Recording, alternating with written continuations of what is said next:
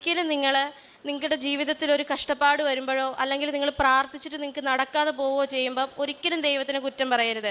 കാരണം ഞാനൊരു അനുഭവത്തിൽ പറയുകയാണ്. ഞാൻ ആദ്യത്തെ പരീക്ഷയിൽ ഞാൻ കാൻഡിൽ പ്രെയർ പ്രാർത്ഥിക്കാറുണ്ടായിരുന്ന ഒരു വ്യക്തിയായിരുന്നു, ഉടമ്പടി എടുക്കാതെ.